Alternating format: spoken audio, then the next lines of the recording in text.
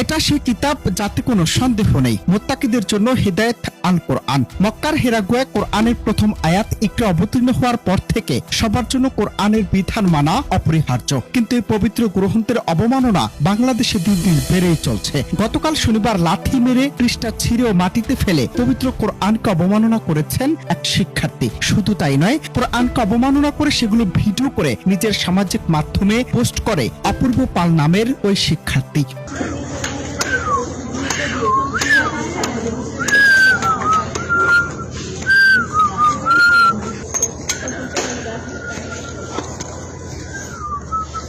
Why are you touching me? Why are you doing this? Give me that thing. That thing is mine. Why are you doing this?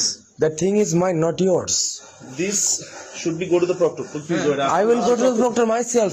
Give me that thing. Yeah, just stay here. I'll go through myself. Why are you doing this, man? I'm doing this for myself. No. Myself mean what? Myself. Myself mean Give what? that thing. Give that Myself thing. mean what? আমি কিনছি আমার টাকা দিয়ে। Myself mean what? আমার বাবার টাকা দিয়ে কিনছি। Myself mean what? Myself mean what?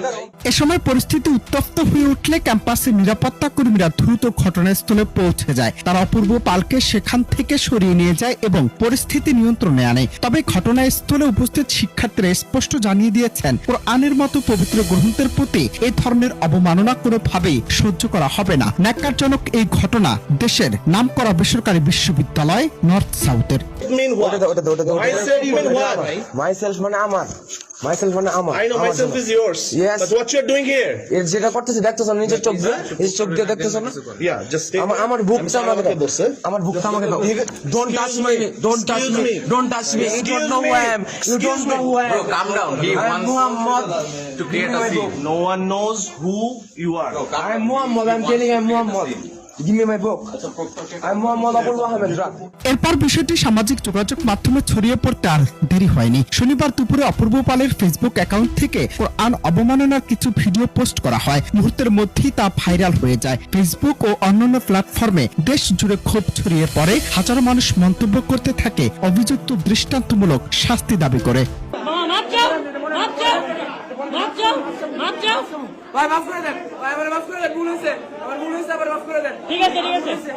এই ঘটনার জেরে শনিবার রাতে রাজধানীর একটি আবাসিক এলাকায় অপূর্ব পালের বাসার নিচে স্থানীয় জনতা বিক্ষোভে ফেটে পড়ে। তারা স্লোগান দিয়ে অভিযুক্তের শাস্তি দাবি করতে থাকে। পরিস্থিতি আরো উত্তপ্ত হয়ে উঠলে পুলিশ ঘটনাস্থলে পৌঁছে পরিস্থিতি নিয়ন্ত্রণে আনে এবং জনতার ক্ষোভ থেকে তাকে রক্ষায় হেফাজতে নেয়। পরবর্তীতে ভাটারা থানা পুলিশ আনুষ্ঠানিকভাবে অপূর্ব পালকে গ্রেফতারের বিষয়ে